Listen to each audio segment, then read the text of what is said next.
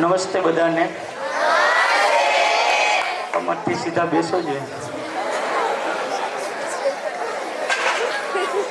અત્રે ઉપસ્થિત સ્વામીજી, સ્કૂલના ટ્રસ્ટી ખુશાલભાઈ, અશોકભાઈ, હાર્દિકભાઈ, સૌ શિક્ષક મિત્રો, વિદ્યાર્થી મિત્રો, ખૂબ વધારે સમય બધાએ રિવ્યુ આપ્યું એટલે હું થોડીક એક નાની એક વાત કહું છું કે લગભગ તમને 8મા ધોરણની અંદર 2 પાઠ ભણાવી દીધા છે.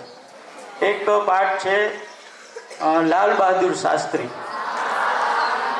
એને કીધું હતું કે આપણું લક્ષ્ય નક્કી કરવાનું. પછી લક્ષ્ય પ્રત્યે શું રાખવાનું?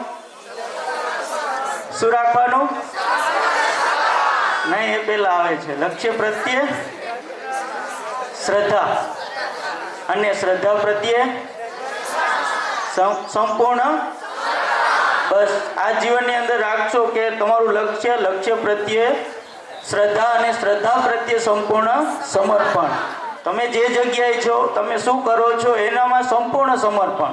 નહીં કે ચાલો વિચાર ક્યાંક ચાલતા હોય, શરીરથી આપણે અહીંયા હોય. એટલે જે વિદ્યાર્થી અહીંથી જાય છે એ પોતાનું જે લક્ષ્ય છે એના પ્રત્યે પૂરેપૂરી શ્રદ્ધા, અને શ્રદ્ધા પ્રત્યે સંપૂર્ણ સમર્પણ. પછી એક બીજો પાઠ આપણે ભણ્યા છે, એ ડૉક્ટર અબ્દુલ કલામનો. બરાબર?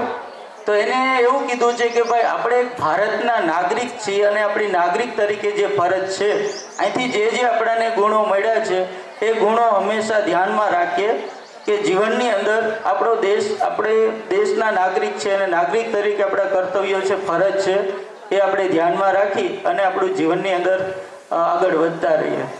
તો ખૂબ સરસ આ કાર્યક્રમની અંદર આપ સૌએ તમારો જે અભિપ્રાય આપવાના છો, અને અભિપ્રાય આપ્યો છે એ જીવનની અંદર ક્યાંક ને ક્યાંક ઉપયોગી થાય એવું આપણે ધ્યાનમાં રાખી અને આગળ વધતા રહીએ. અસ્તુ. જય હિન્દ.